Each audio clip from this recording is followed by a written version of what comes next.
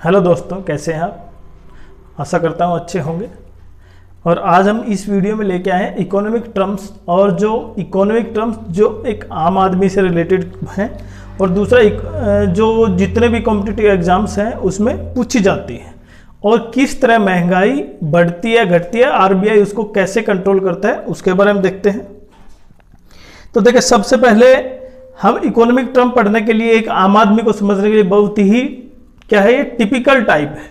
तो सबसे पहले बैंकिंग में पढ़ते हैं हम, बैंक रेट क्या होती है। देखिए, बैंक रेट वो रेट होती है जब कॉमर्शियल बैंक, अब कॉमर्शियल बैंक कौन से हैं, जितने भी बैंक आप देख रहे हैं वो एक कॉमर्शियल बैंक है। जो आपके सामने हम एक केवल बेसिक्स ही बताते हैं, वो एक अनुसूची में है, जो शामिल है वो रिजर्व बैंक की अनुसूची है, उसमें दे रखे हैं। लेकिन हम यहाँ पे पढ़ते हैं जितने भी बैंक आप देख रहे हैं, देना बैंक, ये जितने भी थे, वो सब कहीं ना कहीं से तो रुपए लेते हैं। अब वो कहां से रुपए लेते हैं? रिजर्व बैंक से, आरबीआई से। और जिस रेट से लेते हैं उसको बोलते हैं बैंक रेट। तो ये इन्होंने आरबीआई से क्या लिया? पैसा लिया ब्याज पर। जिस ब्याज पर आरबीआई इनको पैसा देता है उसको बोलते हैं बैंक रेट। अब जब वो पैसा देता है तो आरबीआई उसके बदले में कुछ ब्याज भी वसूल करेगा। तो जो ब्याज लेगा वो किस पर लेगा? बैंक रेट पर। अच्छा, अब जो बैंक को पैसा मिला, जो वाणिज्यिक बैंक है, कॉमर्शियल बैंक, इसको क्या बोलेंगे? कॉमर्शियल बैंक, जिनको वाणिज्यिक बैंक बोल सकता हूं, जिसको आप जो भी देखते हैं, पीएनबी, बैंक ऑफ इंडिया, जितने भी, वो क्या करेंगे? साख सर्जन करेंगे, क्रेडिट, जिसको मैं हिंदी में बोल सकता हूं क्रेडिट निर्माण करेंगे। अब क्रेडिट निर्माण कैसे करेंगे?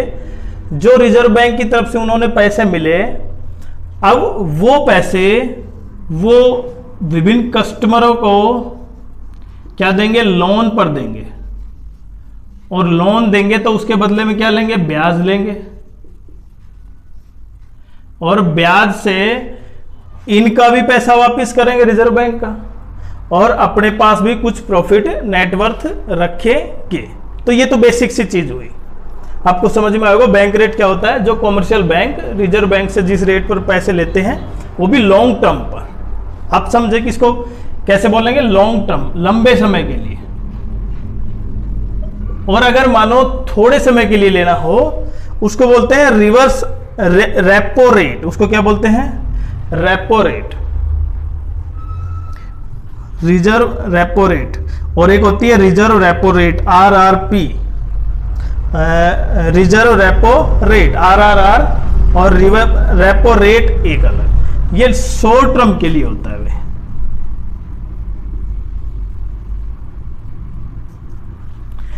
कम समय के लिए। अब आप ये समझे कि आम आदमी उससे किस तरह प्रभावित होगा।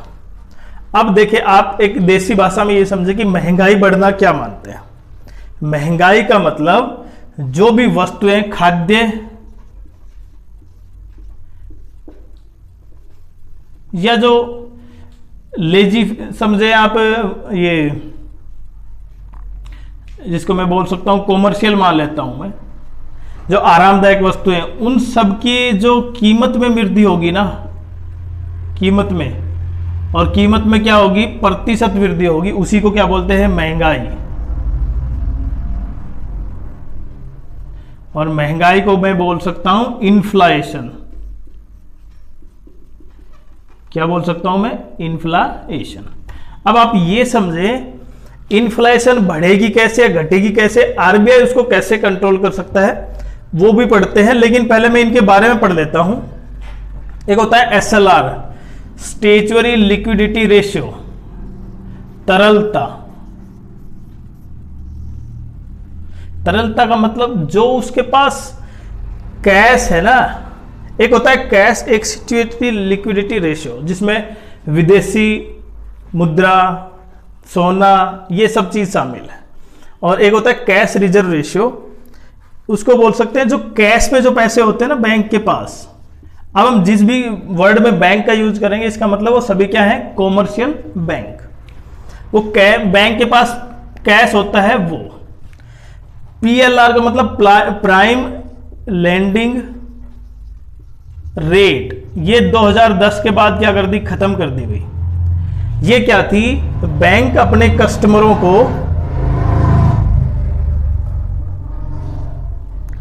बैंक अपने विशेष कस्टमरों को जिनका क्रेडिट स्कोर काफी अच्छा है, आजकल बोल सकते हैं हम क्रेडिट स्कोर, उनको विशेष दर पर बैंक ऋण देता था, उसको बोलते हैं PLR, प्राइम लेंडिंग रेट।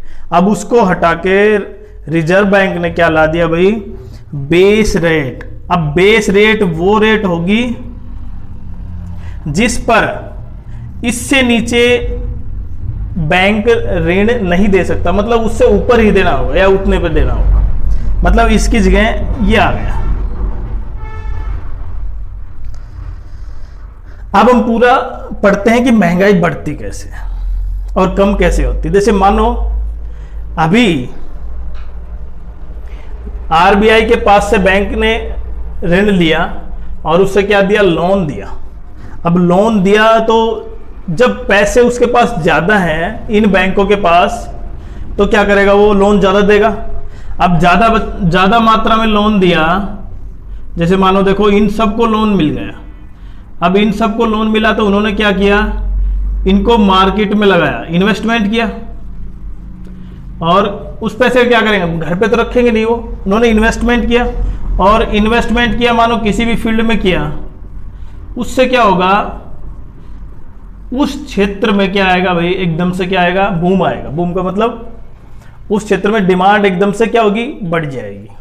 जब पैसे आपके पास होंगे तो आप कोई चीज खरीद पाएंगे, और डिमांड बढ़ेगी तो क्या होगा, उससे सप्लाई भी बढ़ेगी। कि हमारा जो मानो एक कोई कंपनी है, वो सोच रही है कि हमने अरे पिछले साल जो हमने इतना जो प्रोडक्ट बनाया था वो सारा क्या हो गया, सोल्ड आउट हो गया, वो बिक गया, तो दोबारा से बनाए और भी।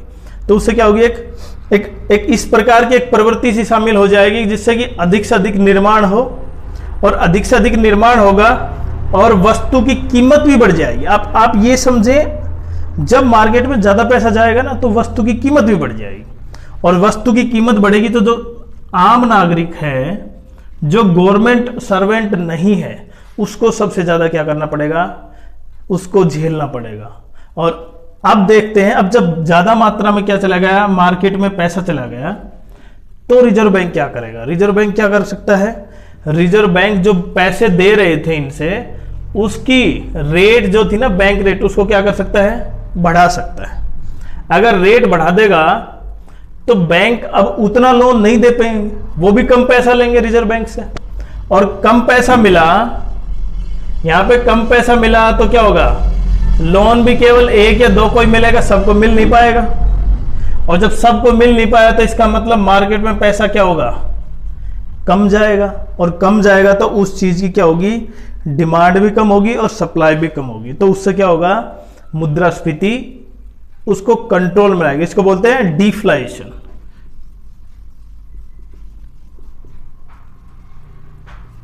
डिफ्लेशन, विस्फीति, हिंदी में बोल सकते हैं विस्फीति।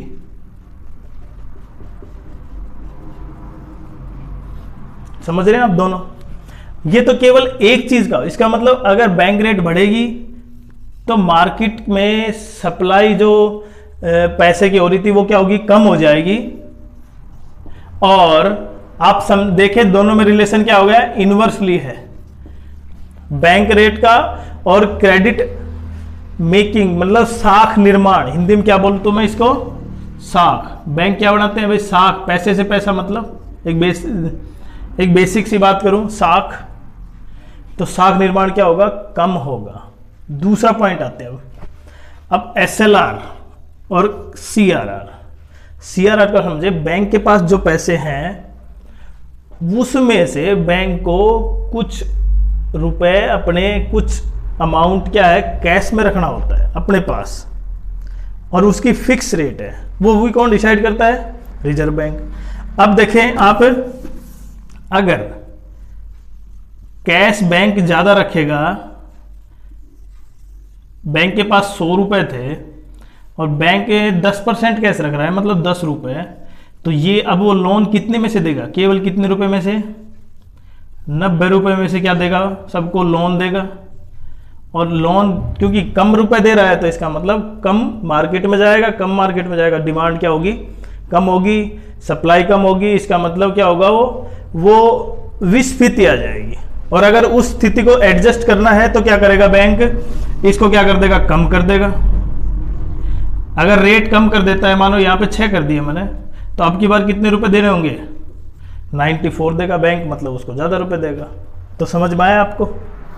ऐसे ही क्या है, SLR भी है। SLR भी वही है, स्टेज लिक्विडिटी रेशियो, उसका भी डायरेक्ट रेट बढ़ेगी, ये इनवर्सली प्रोपोर्शनल है भाई साहब। रेट बढ़ेगी तो क्या होगा, डिमांड कम होगी, और डिमांड कम होगी तो इन्फ्लेशन कम होगी। समझ रहे हैं आप। और मेन पॉइंट पे आते हैं अब हम, रेपो रेट और रिवर्स रेपो रेट। और मेन पढ़ते हैं रिवर्स रेपो रेट। ये कम समय के लिए, अल्पकाल के लिए दिया जाता है भाई। अगर रिवर्स रेपो रेट बैंक बढ़ा देता है, रिवर्स रेपो रेट का मतलब जो % अल्पकाल के लिए जो ब्याज दिया गया है उसके बदले में बैंक को, कॉमर्शियल बैंकों को रिजर्व बैंक के पास रखना पड़ता है, उसको बोलते हैं reverse repo rate. Repo rate का उल्टा। रेपो रेट मतलब कम अल्पकालीन समय के लिए पैसे जो बैंक, रिजर्व बैंक द्वारा कॉमर्शियल बैंक को दिए गए, उसके बदले रिवर्स रेपो रेट मतलब यहां से उल्टा कुछ पैसे रखने पड़ते हैं कॉमर्शियल बैंकों को रिजर्व बैंक के पास। अगर वो रेट बढ़ा देता है तो इनके पास कम पैसे बचेंगे अल्पकालीन के लिए। कम पैसे बचेंगे तो क्या होगी, डिमांड कम होगी, और कम होगी तो इसका मतलब इन्फ्लेशन कंट्रोल में रहेगी। लेकिन अगर कुल माने तो इन्फ्लेशन बाजार के लिए थोड़ी सी टॉनिक के समान है। थोड़ी सी इन्फ्लेशन होगी तो क्या होगा, डूइंग बिजनेस ज़्यादा फैलेगा, सबको जो भी प्रोडक्ट है सबका प्रोडक्ट बिक जाएगा, और क्या होगा, एक मार्केट में एक डूइंग बिजनेस की क्या होगी, एक ऐसी प्रोबेबिलिटी आ जाएगी, सब बिजनेस करने लगेंगे, ये गवर्नमेंट जॉब की तरफ कम जाएंगे। लेकिन उसको करने में रिजर्व बैंक और गवर्नमेंट ऑफ इंडिया दोनों क्या है भाई, दोनों भागीदारी करते हैं किसमें, इन्फ्लेशन को कंट्रोल करने में। अब ऐसा नहीं है कि गवर्नमेंट ऑफ इंडिया ने आरबीआई को कह दिया कि ये इतना इतना कर दे, ऐसा नहीं। आरबीआई अपने अनुसार बिना गवर्नमेंट के दबाव में कार्य करता है। तो ये समझा हमने एक बैंकिंग सिस्टम, और जिससे एक आम व्यक्ति के और कॉम्पिटिटिव एग्जाम्स में बहुत अच्छे ढंग से इनको क्वेश्चन आते हैं कि अगर ये बढ़ जाए या वो कम हो जाए तो उससे क्या होगा, बैंकिंग सेक्टर पे क्या होगा, मार्केट पे क्या फर्क पड़ेगा, और आम आदमी पे क्या फर्क पड़ेगा, गवर्नमेंट सर्वेंट पे क्या फर्क पड़ेगा। तो सबसे ज्यादा फर्क किन पे पड़ेगा, आम आदमी जो गवर्नमेंट सर्वेंट नहीं है। गवर्नमेंट सर्वेंट को तो डीए, उनको डेयरनेस अलाउंस, महंगाई भत्ता मिल जाता है, लेकिन जो आम व्यक्ति है उसको महंगाई भत्ता नहीं मिल पाता, इसलिए वो सरवाइव नहीं कर पाता है। तो इसलिए वो भी कंट्रोल करना जरूरी है। धन्यवाद। वीडियो कैसा लगा आप जरूर कमेंट बॉक्स में लिखिए। वीडियो को लाइक कीजिए, चैनल को सब्सक्राइब कीजिए, बेल आइकन जरूर दबाएं, जिससे कि अगला वीडियो जो आए आपको पता चल जाए। धन्यवाद।